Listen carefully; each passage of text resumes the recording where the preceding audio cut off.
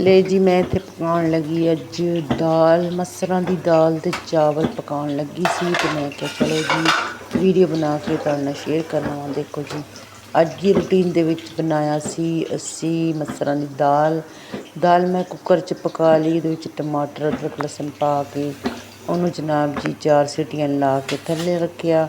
ਅਤੇ ਇੱਥੇ ਮੈਂ ਲਿਆ ਜੀ ਇੱਕ ਛੋਟਾ ਜਿਹਾ ਪਿਆਜ਼ ਲਿਆ ਅਤੇ ਹਰੀ ਮਿਰਚਾਂ ਚੰਦ ਪਾ ਕੇ ਨਾ ਇਹਨੂੰ ਚੰਗੀ ਜਿਹਾ ਬਰਾਊਨ ਕਰਕੇ ਅਤੇ ਇਹਦੇ ਵਿੱਚ ਜਨਾਬ ਜੀ 2 ਕੁ ਜਿਹੜੇ ਨਾ ਦੜਾ ਮਿਰਚ ਦੇ ਨਾ ਪਾ ਤੇ ਚੁਟਕੀਆਂ ਜਿਹੀਆਂ, ਜ਼ਿਆਦਾ ਨਹੀਂ ਪਾਇਆ ਕਿਉਂਕਿ ਪਹਿਲੇ ਤੋਂ ਸਾਰਾ ਮਸਾਲਾ ਮੈਂ ਪਾ ਤਾ ਸੀਗਾ। ਫਿਰ ਜਨਾਬ ਜੀ ਜੀ ਤੜਕਾ ਲੱਗ ਗਿਆ ਮੇਰਾ ਅਤੇ ਇਹਦੇ ਵਿੱਚ ਹੀ ਮੈਂ ਨਾ ਸਾਰੀ ਦਾਲ ਜਿਹੜੀ ਮੈਂ ਫਰਾਈ ਪੈਨ 'ਚ ਪਾ ਦਿੱਤੀ ਹੈ। ਫਰਾਈ ਪੈਨ ਵੱਡੀ ਸਾਰੀ ਹੈ, ਨਾਨ ਸਟਿਕ ਹੈ ਅਤੇ ਇਹਦੇ ਵਿੱਚ ਦਾਲ ਜਿਹੜੀ ਹੈ ਨਾ ਬੜੀ ਸੋਹਣੀ ਦੇਖੋ ਇੱਕ ਤੜਕਾ ਇਹਨੂੰ ਲੱਗ ਗਿਆ ਅਤੇ ਗਾੜੀ ਜੀ ਬਣ ਗਈ ਹੈ। ਸਾਬਤ ਮਸਰ ਪੱਕੇ ਨੇ ਅਤੇ ਇਹਦੇ ਨਾਲ ਜਨਾਬ ਜੀ ਫਿਰ ਮੈਂ ਨਾ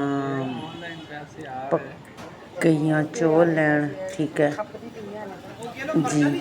ਇੱਥੇ ਜਨਾਬ ਜੀ ਮੈਂ ਕਿਹਾ ਜੀ ਮੈਂ ਹੁਣ ਚੌਲ ਹੈ ਨਹੀਂ ਸੀ ਅਤੇ ਮੈਂ ਕਿਹਾ ਜਾ ਕੇ ਭੱਜ ਕੇ ਨਾਲ ਲੈ ਕੇ ਆਉਂਦੀ ਹਾਂ ਚੌਲ ਲੈਣ ਗਈ। ਅਤੇ ਬਾਕੀ ਵੀ ਸੌਦੇ ਫਿਰ ਲੈਣ ਵਾਲੇ ਸੀ, ਫਿਰ ਉਹ ਵੀ ਲੈ ਲਏ। ਮਸਾਲੇ ਜਿਹੜੇ ਸੀ ਉਹ ਵੀ ਲੈ ਲਏ। ਦੇਖੀਏ ਇੱਥੇ ਜਨਾਬ ਜੀ ਗਰਮ ਮਸਾਲਾ, ਹਰੀਆਂ ਆਪਣਾ ਮਿਰਚਾਂ, ਹਲਦੀ, ਸਾਬਤ ਗਰਮ ਮਸਾਲਾ, ਨਮਕ ਸਾਰਾ ਕੁਛ ਮੇਰਾ ਨਾ ਤਕਰੀਬਨ ਖ਼ਤਮ ਹੋਇਆ ਸੀ ਅਤੇ ਲੈ ਕੇ ਦੌੜੀ ਭੱਜੀ ਆ ਗਈ ਹਾਂ ਮੈਂ। ਚਾਵਲ ਜਿਹੜੇ ਸੀ ਉਹ ਮੈਂ ਫਿਰ ਭਿਉਂ ਤੇ ਪਾਣੀ 'ਚ ਅਤੇ ਇੱਥੇ ਜਨਾਬ ਜੀ ਮੈਂ ਲਈ ਕੜਾਹੀ 'ਤੇ ਲਾਇਆ। ਮੈਂ ਵਿੱਚ ਇਲਾਚੀਆਂ ਵੀ ਲੈ ਕੇ ਆਈ ਸੀ, ਖ਼ਤਮ ਹੋਈਆਂ ਸੀ। ਇਹ ਛੋਟੀ ਇਲਾਇਚੀ ਤੜਕੇ ਵਾਲੇ ਜਿਹੜੇ ਚਾਵਲ ਹੁੰਦੇ ਨਾ ਅਤੇ ਬੜੇ ਹੀ ਸੋਹਣੇ ਇੰਨੀ ਖੁਸ਼ਬੂ ਆਉਂਦੀ, ਮੈਨੂੰ ਤਾਂ ਬੜੇ ਪਿਆਰੇ ਲੱਗਦੇ, ਵਧੀਆ ਲੱਗਦੇ। ਬਚਪਨ 'ਚ ਖਾਧੇ ਹੈ ਨਾ ਤੜਕੇ ਵਾਲੇ ਇਲਾਇਚੀ ਦਾ ਤੜਕਾ ਲਾ ਕੇ ਚੌਲ ਪਕਾ ਕੇ ਅਤੇ ਉਹੀ ਮੈਨੂੰ ਬੜੇ ਪਸੰਦ ਨੇ। ਇੱਥੇ ਜਨਾਬ ਜੀ ਚੌਲ ਮੈਂ ਭਿਓ ਕੇ ਰੱਖ ਲਏ ਕਿਤੇ ਕਿੰਨੇ ਸੋਹਣੇ ਮਾਸ਼ਾਅੱਲਾ ਚਾਵਲ ਹੈ। ਅਤੇ ਮੈਂ ਤੌੜਾ ਲੈ ਕੇ ਆਈ, ਤਕਰੀਬਨ ਛੋਟਾ ਤੌੜਾ ਹੁੰਦਾ ਨਾ 20-25 ਕਿਲੋ ਦਾ, ਉਹ ਲੈ ਕੇ ਆਉਂਦੀ ਇਕੱਠਾ ਅਤੇ ਫਿਰ ਨਿਕਲ ਜਾਂਦਾ ਵਾ। ਅਤੇ ਮੈਂ 5 ਮਹੀਨੇ ਤਾਂ ਨਿਕਲ ਹੀ ਜਾਂਦੇ, 4-5 ਮਹੀਨੇ। ਅਤੇ ਕਿਉਂਕਿ ਸਾਡੇ ਘਰ ਰੋਜ਼ ਚਾਵਲ ਪੱਕਦੇ, ਠੀਕ ਹੈ। ਇੱਕ ਦਿਨ ਛੱਡ ਕੇ ਜਾਂ ਸਿਰਫ ਇੱਕ ਦਿਨ ਛੱਡ ਕੇ ਜਾਂ ਤਾਂ ਰੋਜ਼।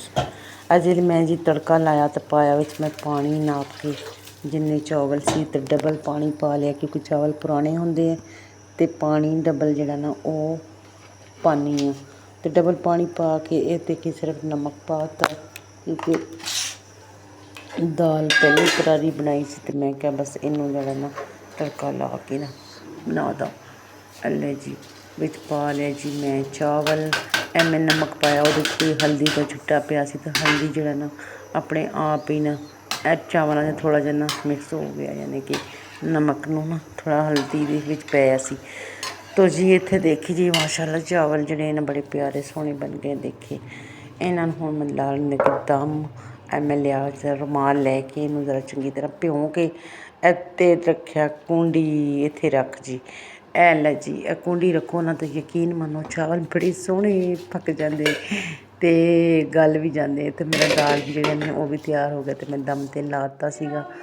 ਅਤੇ ਇਹ ਲੈ ਜੀ ਜਨਾਬ ਜੀ ਮਾਸ਼ਾਅੱਲਾ ਲੈ ਕੇ ਆ ਚੁੱਕੀ ਟੇਬਲ 'ਤੇ, ਬਿਲਕੁਲ ਰੈਡੀ ਹੋ ਚੁੱਕਾ। ਤਕਰੀਬਨ ਮੈਨੂੰ 15 ਮਿੰਟ ਨੂੰ ਦਮ ਲਾਇਆ ਸੀਗਾ ਅਤੇ ਵਧੀਆ ਜਿਹੇ ਸੋਹਣੇ ਜਿਹੇ ਚਾਵਲ ਪੱਕੇ ਆ। ਦੇਖੇ ਮੈਂ ਕਿਹਾ ਹੋ ਸਕਦਾ ਹੈ ਕਿ ਚਾਵਲ ਬੰਦੇ ਨੇ ਚੇਂਜ ਕਰਕੇ ਦਿੱਤੇ, ਲੇਕਿਨ ਨਹੀਂ, ਉਹ ਤੋਂ ਵੀ ਵਧੀਆ ਚਾਵਲ ਜਿਹੜੇ ਨਾ ਉਹਨੇ ਦੇ ਦਿੱਤੇ ਮੈਨੂੰ।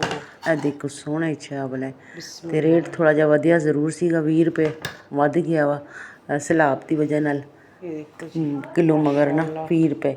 ਲੇਕਿਨ ਅਲਹਮਦੁਲਿਲਾ ਚਾਵਲ ਬੜੇ ਸੋਹਣੇ ਅਤੇ ਪਿਆਰੇ ਆ ਗਏ। ਅਤੇ ਜੀ ਮੇਰੇ ਚੈਨਲ ਨੂੰ ਲਾਜ਼ਮੀ ਸਬਸਕ੍ਰਾਈਬ ਕੀਤਾ ਕਰੇ, ਕਮੈਂਟ ਕੀਤਾ ਕਰਿਓ ਜੇ, ਔਰ ਵੀਡੀਓ ਨੂੰ ਲਾਜ਼ਮੀ ਵਾਚ ਕੀਤਾ ਕਰਿਓ, ਠੀਕ ਹੈ। ਅਤੇ ਅੱਲਾਹ ਪਾਕ ਤੁਹਾਨੂੰ ਖੁਸ਼ ਰੱਖੇ, ਜਿੱਥੇ ਵੀ ਰਹੋ ਅੱਲਾਹ ਤੁਹਾਨੂੰ ਆਬਾਦ ਰੱਖੇ, ਆਫਤਾਂ ਤੋਂ ਮੁਸੀਬਤਾਂ ਤੋਂ ਅੱਲਾਹ ਪਾਕ ਮਹਿਫੂਜ਼ ਰੱਖੇ ਸਾਰਿਆਂ ਨੂੰ। ਅੱਲਾਹ ਪਾਕ ਖੁਸ਼ੀਆਂ ਨਾਲ ਅੱਲਾਹ ਪਾਕ ਜ਼ਿੰਦਗੀ ਗੁਜ਼ਾਰੇ, ਸਿਹਤ ਤੰਦਰੁਸਤੀ ਵਾਲੀ ਜ਼ਿੰਦਗੀ ਦੇ, ਅੱਲਾਹ ਪਾਕ ਤੁਹਾਨੂੰ ਈਮਾਨ ਵਾਲੀ ਜ਼ਿੰਦਗੀ ਦੇ, ਅੱਲਾਹ ਪਾਕ ਤੁਹਾਨੂੰ ਆਪਣੇ